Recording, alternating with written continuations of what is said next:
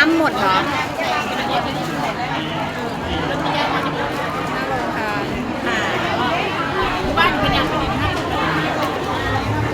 หนูไปช่วยคุณยายตัด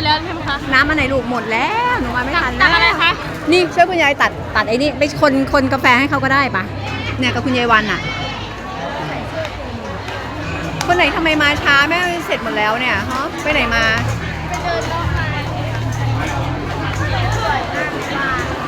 เอาน้ำไปเติมน้ำหมดหรือยังลูกเอาน้ำไปเติมสิยกน้ำไปเติมหมดหรือยังดูน้ำข้างบนเราไป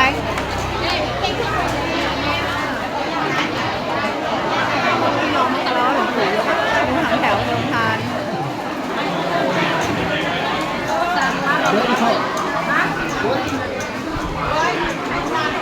เห็นปะ